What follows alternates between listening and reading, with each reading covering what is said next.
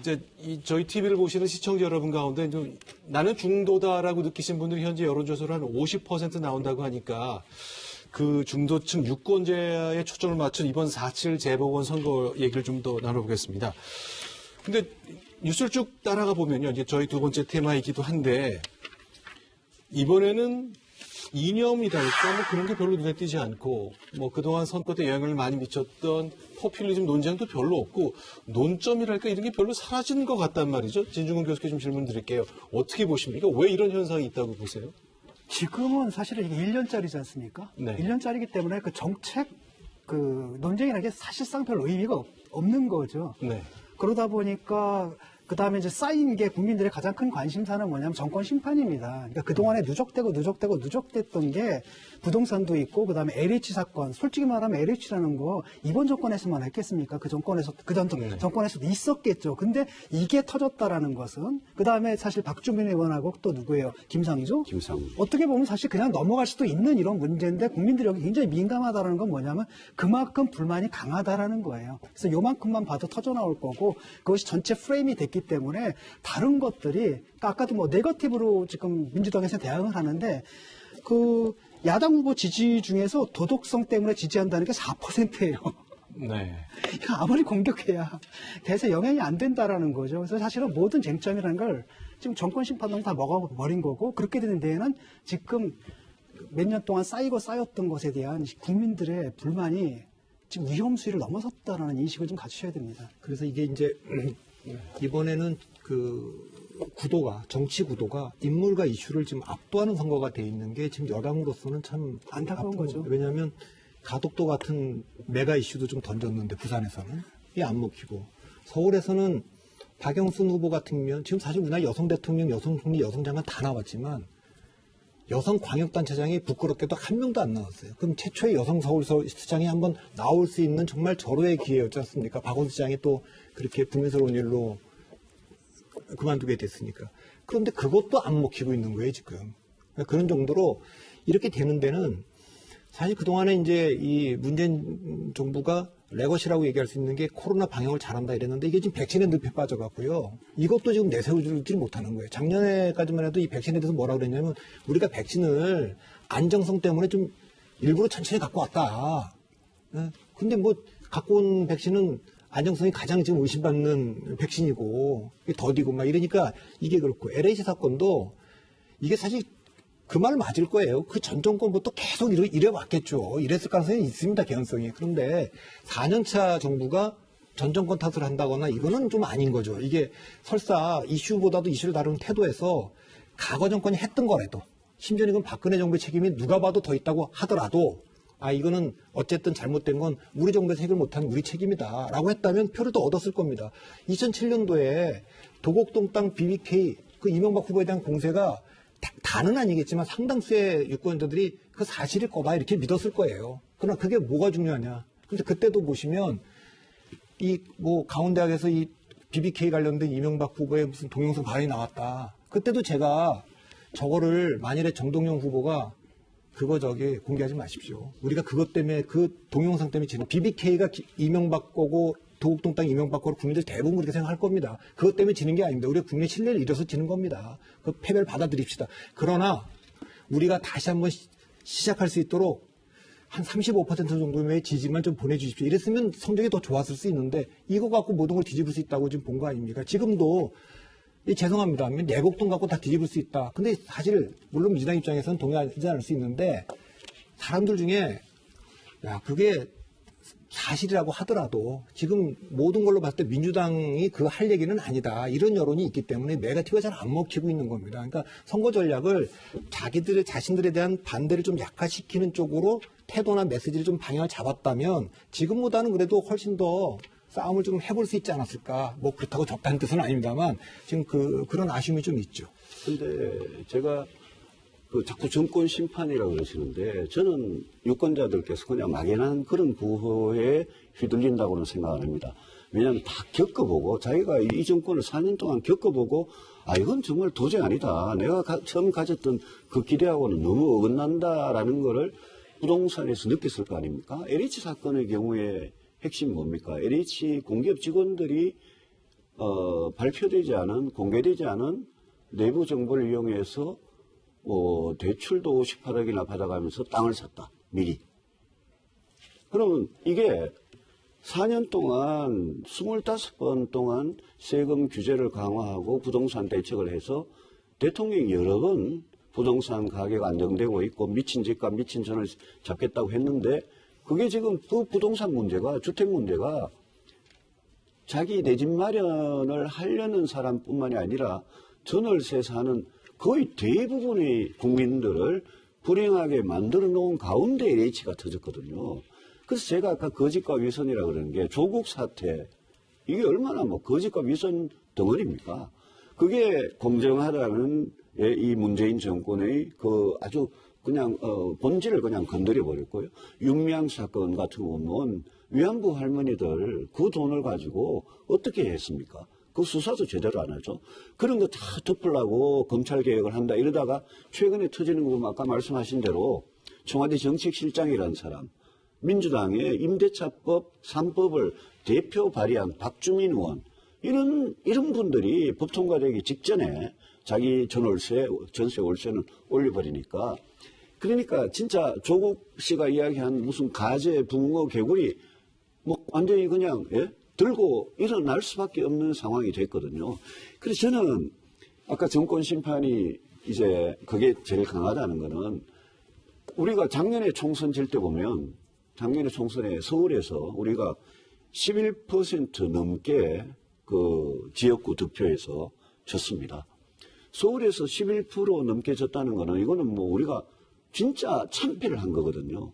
그런데 1년 사이에 그렇게 바뀌었다는 거는 저는 국민들께서 박근혜 정부라는 정부를 4년 동안 겪어보면서 국정농단 사태와 진짜 대통령 헌법 초유의 어떤 탄핵까지 심판까지 가는 그 사건 아닙니까? 지금 전직 대통령 두 분이 감옥에 계시는데 근데 그걸 겪어보고 국민들께서 촛불에 조금이라도 참여해본 특히 대도시의 서울, 부산 이런 데 시민들께서는 정말 문재인 정권에 대한 기대가 다른 정권보다 훨씬 컸던 거죠. 근데 그 기대를 이런 식으로 완전히 이제 실망으로 정말 분노로 바뀌게 만드는 그 문재인 정권. 근데 지금 도저히 반성 안 하고 네거티브만 하고 있거든요. 그러니까 20대한테 지금 바보라 그러고 지금 뭐 방송에서 이런 표현을 써도 될지 모르겠습니다. 민주당은 아닙니다. 근데 아주 친문 핵심 극렬 지지자들이 20대를 바보라 그러고 또 어떤 시인은 20대를 뭐 정말 돌대가리라 그러고 이러니까 아니 이런데 자기가 어려운데 이런데 욕을 해야 되니까 이거는 이번 선거는 제가 보기에 좀 정리할 사안이 하나 생겼는데 이제 몇몇 예를 사례 드셨는데 아직 재판 중인 사안도 아직 확정된 건 아니니까 이런 국민적 법 감정이나 아니면 뉴스를 통해 이해하고 있는 상식 차원에서 일단 말씀하셨다는 걸 좀 정리를 하겠습니다. 그러니까 일부 인사들이 어떤 그런 부적절한 표현 또 그분들 가슴에 못 박는 표현을 한 것은 대단히 유감이고 그 점에는 뭐 민주당이 대신 뭘 할 수 있는 건 아닙니다만은 그래도 이낙연 전 대표 또 우리 김태진 원내대표가 정말이지만 우리가 정말 너무 늦게 깨달아서 죄송합니다만은 하여튼 지금 저희들 부동산의 공급을 강화해서 그 서민들의 집 마련하는 꿈 자체에 이 사각다리를 끊지 않겠다든가 몇 가지 하여튼 지금 조금 때 늦었다고 비판을 받지만은 그나마 어떻게든 간에 저희들 나름대로 이 반성을 실질적으로 행동으로 옮겨 나가고 있습니다. 그래서 혹시 이제 이런 부분들이 이제 안타까운 것은 아까 몇번 이야기를 하셨습니다만은 정권 심판이라는 그 구호 하나 때문에 좋은 후보들이라든가 또 이후에 한국 정치가 그나마 뭐 몇 가지 자기를 늘 되돌아볼 수 있는 그런 기회 자체조차가 다 날아가 버리진 않았으면 하는 그런 그 바람이 있어서 말씀드렸습니다. 그런데요, 김 의원님 정말 죄송한데 민주당에서도요. 민주당 안에서 우리 옛날에 정말 뭐 이렇게 박근혜 대통령을 둘러싼 진박, 친박 이러듯이 민주당 안에서 굉장히 그 민주당의 어떤 안에서만 갇혀 사는 밖을 절대 안 보는 그런 분들은 예컨대 대통령을 모셨던 임종석 전 비서실장 같은 경우에 아니 선거를 며칠 앞두고 이 선거가 왜 하는데 박원순의 향기라는 말을 쓰지 않습니까? 그렇죠. 박원순 시장에 대해서 지금 이 문제는 아니요. 아까 그러니까 구체적인 임종석 전 비서실장이나 무슨 정청래 의원입니까? 그분 같은 경우에는 왜 반성과는 완전히 거꾸로 그냥 가버리시냐? 그게 제가 볼 때는 그거거든요. 강성 지지층이에요. 그러니까 자기 정치를 하는 겁니다. 그 사람들을 향해 가지고 메시지를 던짐으로써 자기 정치를 하는 것이고, 요번에 그뿐 아니라 우상호 후보도 예. 경선 과정에서 또 그랬거든요. 예. 박원순이 롤 모델이다. 예. 근데 우리가 상식적으로 중도층의 입장에서 볼 때는 비합리적이잖아요. 저런 일을 왜 할까? 근데 그 사람의 그 민주당 당내 정치에서는 그게 합리적인 결정인 거예요. 왜? 그들의 표를 얻어야지 내가 이 당의 후보가 될 수 있기 때문에. 이 시스템 자체가 그러니까 구조화된 위기라는 거죠. 그리고 이걸 갖다 제가 지난 1년 내내 지적을 했는데 진영 논리에 빠지면요. 여기에 대한 비판을 뭐로 받아들여요? 공격으로 받아들여요. 그래서 그래가지고 나를 배신자 취급하는 거고, 반면에 내가 이 당을 가가지고, 이른바 옛날 수구 꼴통당이잖아요. 내가 이 당에 초청받아가지고, 어디서 당신들이 뇌가 없어라고 하는데, 네. 그게 굉장히 기분 나빴을 거 아닙니까? 근데 그 얘기를 그냥 받아들이더라고요. 이때부터 사실은, 이게 당이 관계가 이제 뒤바뀌었구나, 옛날과는 달리. 이런 판단을 이제 하게 되는 거죠. 전체 좀 정리를 좀 하나 하겠습니다. 이제 사실은 이제 정치인과 언론사에 늘 이런 얘기가 오가거든요. 정책 얘기를 하면 기사로 다뤄주지 않고 네거티브 얘기하면 너무 기사가 많이 나가니 후보나 캠프 쪽에서 상대방 비방만 하는 것처럼 유권자가 오해할 수 있다. 그런 얘기 늘 하시고 저희도 그런 비판을 늘 받아오긴 했는데, 그럼 김부겸 의원께 좀 질문을 좀 드리겠습니다. 사실은 민주당 서울과 부산 후보들은 여러 가지 공약도 내고 이런 틀에서 이 선거를 좀 치르고 싶다는 뭐 그런 생각들이 좀 있을 텐데 예. 미디어에서 잘 반영이 안 되는 경우도 좀 있잖아요. 그렇습니다. 하나를 꼽자면 어떤 게 있겠습니까? 예를 들면 우리 박영선 시장 후보는 기본적으로 서울이라는 게 사람들의 삶의 동선 자체가 너무 지금 현재 복잡합니다. 그래서 21분입니까? 21분 서울입니까? 네. 결국은 서울 어느 곳에 있든지 내 삶의 현장과 닿을 수 있는 어떤 그런 빠른 시간 내에 네. 접근이 가능한 어떤 그런 주거 정책, 또 거기에 따른 또 심지어 지금 뭐 평당 1억짜리 네. 아파트가 나오고 있으니까 땅을 빌려준다든가 나중에 팔 때는 다시 그 공공기관에 대팔 수 있는 이런 걸 통해서 평당 1,000만 원짜리 아파트를 만들어 보겠다. 또 그다음에 지금 그나마 남아있는 조금이라도 유휴 공간을 활용한 청년들을 위한 1인 주택 같은 걸 공급하겠다. 이건 사실은 지금 이번에 가장 우리가 혼나고 있는 부분에 대한 그 나름대로 해답입니다. 네. 우선 김영춘 후보 같은 경우에는 지금 지방도시 그중에서 서울을 제외하고는 제2도시인 부산조차도 지금 말라가고 있고 청년들이 1년에 한 2만 명 가까이가 떠나고 있으니까 네. 이 부산을 다시 한번 부흥시킬 수 있는 해양, 문화 이런 데 있어서 근본적인 어떤 부산의 변화에 대한 것들, 그리고 그 유명한 이제 가덕도 어떤 공항을 통한 어떤 새로운 어떤 물류의 거점과 허브, 이런 좋은 것들이 있는데 이런 내용들은 알려고도 하지 않고 사실상 언론에서 별로 보도도 해주지 않고 있는데 아까 말씀하신 대로 1년밖에 안 남은 시장이고 이래서 그런지는 몰라도 그러나 선거 때마다 이런 식으로 아까 좀 말하자면 선거의 본질적인 내용들은 어디 가고 없고 오히려 항상 큰 어떤 과제들이 그냥 이렇게 내리찍듯이 하는 것들이 과연 옳은 건가? 이게 결국은 정당의 실패, 정치의 실패로 이어지는 건 아닐까? 그래서 국민들이 내 삶에 대한 이야기 좀 듣고 싶다. 그런 이야기들은 어디도 안 나오고 자꾸 선거가 지나가는 게 아닌가 하는. 그러니까 민주당에서 그런 얘기를 해야 되는데 자꾸 생태탕 얘기를 하니까 문제인 거예요. 근데 민주당 후보들 공약을 생태탕도 이야기할 만하잖아요. 왜냐하면 공직자가 그래도 한번 잘못했다 하면 될 걸 가지고 말을 이어서 자꾸 말이 아니 민주당 공약을 이렇게 설명할 기회를 주셨으면 저한테도 기회를 주세요. 아니 그러니까 좀 앞서 있는 정당이 뭘 그런 것까지 또 아니요, 굉장히 어려운 선거 같아요. 아니요, 그 질문은 유승민 의원께도 드리려고 했던 것이 이제 우리 당에서 보는 이번 선거는 모름지기 이런 구도로 유권자께서 특히 이제 중도층 유권자께서 이해하셨으면 좋겠다라는 걸 여쭤봤던 거고요. 이제 순서가 됐습니다. 예. 하나를 꼽자면 뭐가 되겠습니까? 그 여러 개, 김 의원 여러 개 꼽으시던데. 짧게 하나만 해요.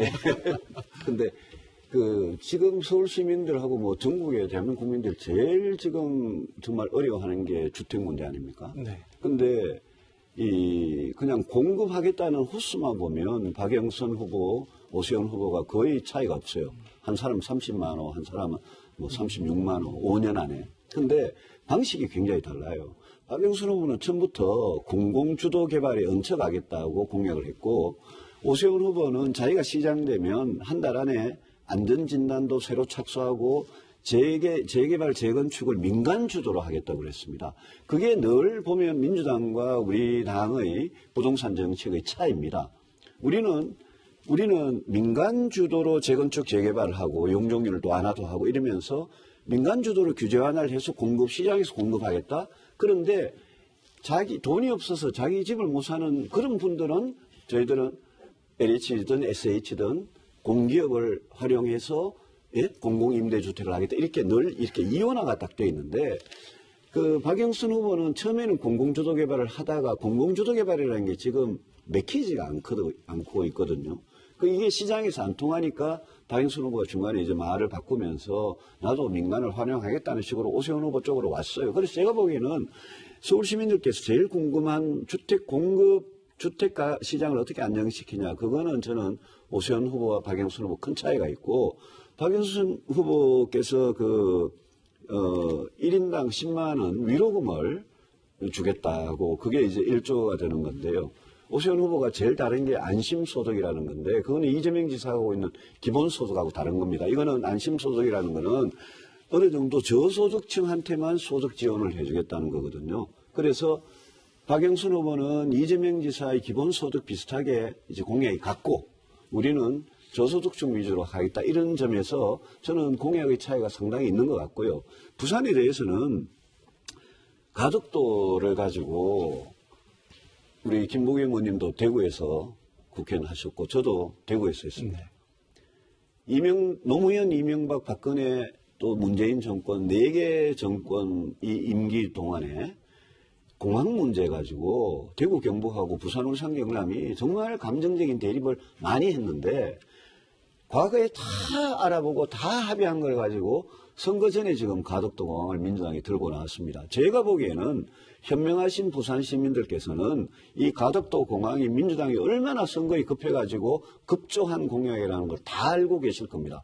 과거 10년 넘게 역사를 아시니까. 그래서 가덕도 공항은 어느 후보가 시장이 되든 저희가 시장이 돼도 박형준 후보가 시장이 돼도 가덕도 공항은 정말 절차에 맞게 사업 타당성도 조사 제대로 하고 또 김해공항하고 가덕도 공항 2개를 부산에 공항을 둘 때 발생할 수 있는 여러 가지 문제점에 대해서 다 짚어보고 하는 게 옳다.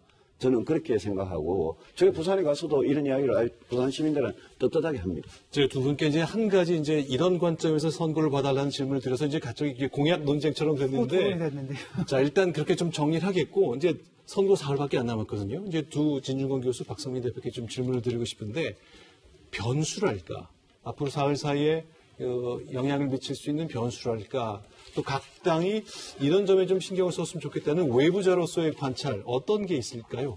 어느 분께서 먼저 답을 좀 주시죠. 일단 저는 선거는 사실 뭐 결과가 나올 때까지는 예측할 수가 없습니다. 그리고 변수라는 걸 참 많은 분들이 언론에서 물어보는데 제가 항상 똑같은 얘기를 합니다. 변수는 선거에 영향을 미치는 변수는 돌발 변수밖에 없다. 그러니까 지금 이 시점에 물어봤을 때 제가 대답할 수 없는 그 무엇인가가 나온다면 영향을 미치는 거지. 그러니까 이미 이제 우리가 예측할 수 있는 건 다 상수이기 때문에 다 그건 반영되어 있다. 그래서 그거는 이제 뭐 며칠 남았습니다만 그 며칠 안에도 무슨 일이 벌어질지 모르기 때문에 이제 그걸 조심하는 게 이제 각 정당에서 할 일이고요. 일반적으로 제가 뭐 민주당에 말씀드리고 싶은 거는 선거 결과를 너무 비관적으로 제가 보고 있다고 지금 보시는 것 같은데 역시 사람들은 그 잘못은 누구나 할 수 있습니다. 그 잘못한 거를 다 반박하고 다른 사람 탓할 게 아니라 인정하고 때로는 내가 한 잘못이 아닌 것도 받아들이고 그렇게 비판할 수 있습니다. 이건 저희들 책임이 큽니다. 이렇게 말하면 더 지지를 받는 거거든요. 야당에 제가 바라는 건 이겁니다. 심판론은 이미 충분히 심판론에 공감하는 사람들은 다 이미 마음을 정했다고 봅니다. 지금 마음은 뭐냐, 민주당으로부터 이탈했던 분들 상대에 대한 지지를 약화시키는 게 지금 국민의힘 후보들이 해야 될 일입니다. 다시 말하면 여러분들이 문재인 대통령에 대해 기대를 많이 하시고 지지하신 것도 알고 지금 박영순 후보나 김영춘 후보가 참 좋은 후보라는 것도 난 동의한다. 그러나 정치라는 거는 잘못한 일에 대해서는 책임을 지는 거고 유권자는 책임을 물어야 되는 거다. 책임을 묻지 않으면 민주주의가 갈 수가 없다. 따라서 견제론 이번에 여러분들이 마음이 아프실 때도 해초리 들어서 한번 좀 해주셔야 된다. 이렇게 얘기하는 게 좋은 전략이지. 이걸 이미 그렇게 돼 있는 분들한테 계속 심판만 강강. 그러니까 정치는 8분의 6박자로 하는 겁니다. 강량량, 중강량량으로 해야지. 그 못 박을 때 그렇게 박에 들어가지 않습니까? 강하면 다칩니다. 그러니까 근데 이런 중요한 전략을 이렇게 다 이야기해줘도 돼요? 네. 그 국민들은 당이 어느 정당이든 간에 완벽하다고 믿지 않거든요. 실수를 할 수 있는데 문제는 뭐냐? 그 다음에 그 실수를 어떻게 처리하는지 그걸 본단 말이죠. 예를 들어서 그 메르켈 수상이 실수를 했죠. 럭다운을 했거든요. 그래서 장을 못 보게 됐어요. 국민들 화가 난 거죠. 그때 나와가지고 뭐라 그러냐면 모든 책임은 저한테 있고 여기서 멈춘다. 그 책임이 내가 잘못한 거다. 이렇게 얘기를 하거든요.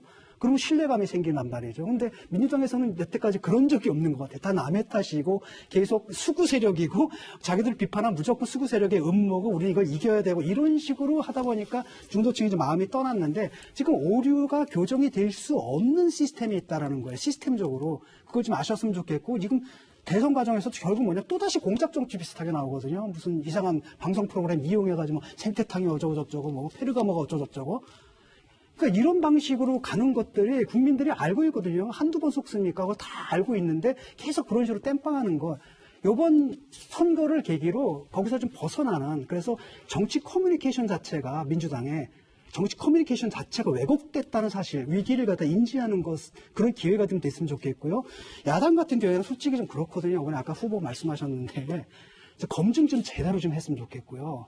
두 번째, 솔직히 말하면 업그레이드가 안 됐어요. 그냥 10년 전에 그 얘기 그대로 하고 계시더라고요. 저는 굉장히 실망했거든요. 그렇다면 여당에서 얘기하는 게 바로 결국 과거로 돌아간다는 여당의 주장을 오히려 입증해주는 그런 후보들을 좀 뽑은 것 같거든요. 그래서 저는 좀 기대했던 게 이번에 그런 위기를 됐으면은 좀 더 젊은 세대, 정말 거기도 좋은 분 계시더라고요. 여러분, 여야 후보가 공약을 베끼는 어떤 분도 계시잖아요.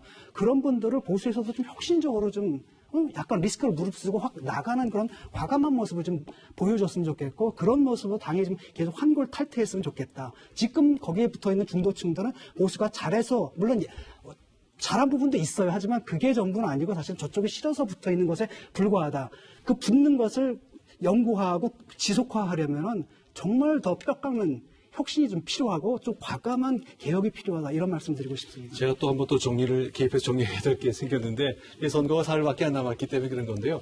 평소라면 얘기할 수 있는 얘기도 오늘 이제 선거 기간 중이니까 이제 공작 정치에 대한 말씀하셨는데 이제 시각에 따라서는 아직 다른 생각을 갖고 계시는 분들 있으니까 진중권 교수님의 개인 판단인 걸로 일단 정리를 하면서 얘기를 하겠습니다. 시청자들이 다 각각 자기 판단에 따라 이해하실 거라고 제가 생각을 합니다.